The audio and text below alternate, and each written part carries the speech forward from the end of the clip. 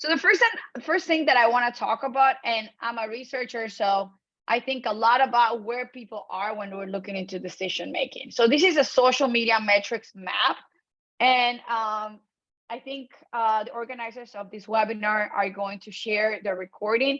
So you can take a screenshot anytime that you want, but I'm also sharing the source there. And one of the things that I like about this, it's because when we're looking into how do we make decisions, let's not talk about social media only, but when you decide to buy something, you're not waking up on one single day on a given day and say, oh, I'm going to buy a car.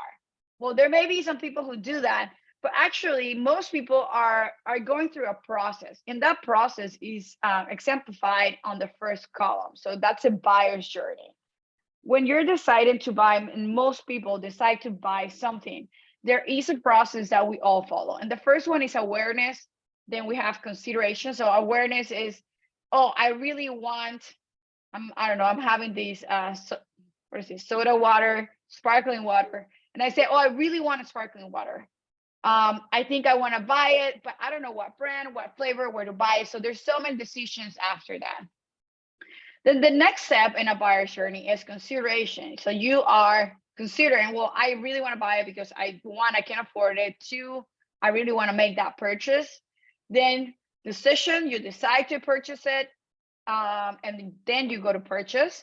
Adoption is when you start purchasing more and more. So you are a frequent purchaser of, in this case, sparkling water. And then the last step in the journey is advocacy. And basically I'm saying, hey, I like Waterloo sparkling water. I'm going to tell everyone that I like this sparkling water. And therefore, I'm advocating for that. So when you're looking into that journey, you use social media for different stages of that journey. Because in the first stage, your objective, when you want to create awareness, let's say you want to create awareness because you start a new product, you're starting at a new market, you're starting your farm or your business, you want to create that awareness. What you're doing is sharing a lot of information about what are you doing.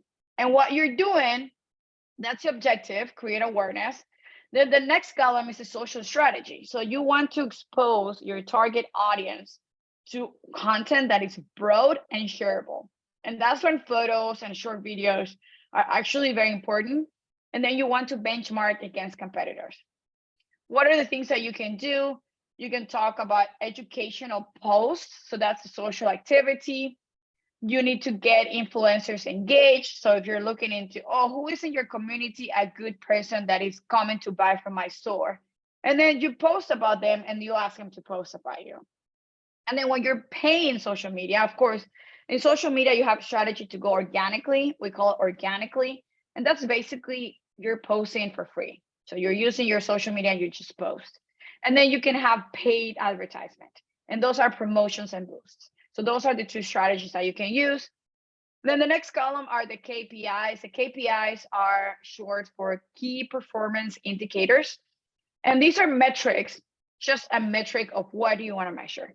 So when you're creating awareness, you want to measure is how many people are seeing this, what is impressions, the reach, and if you're paying, how much am I paying per impression?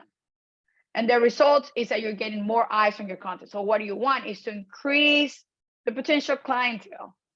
But again, you may be creating awareness. What if you're driving conversion? So that when someone is ready to buy, at that point, they decided, I want this sparkling Waterloo water, lemon lime kind of flavor. I want to buy it, I'm going to find it, and I'm going to purchase it.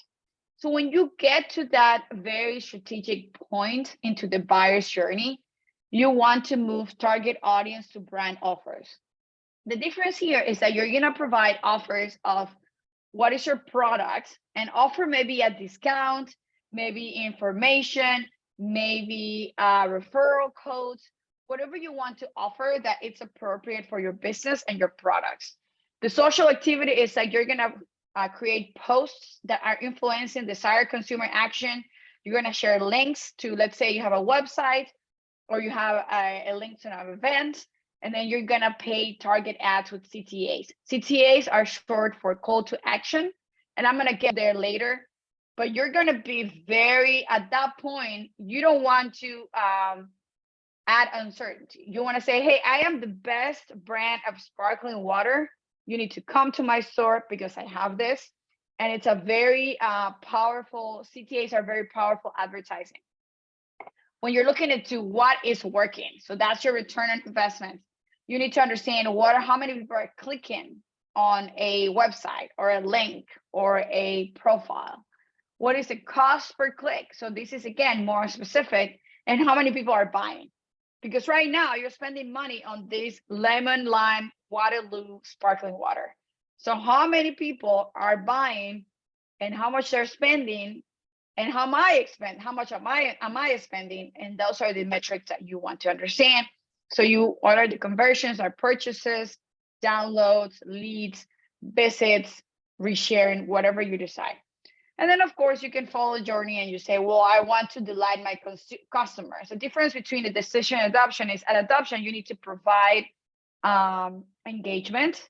You need to provide, customers are coming to your business frequently. You want to reward them. You keep them satisfied. You keep them happy and provide information about your products and services.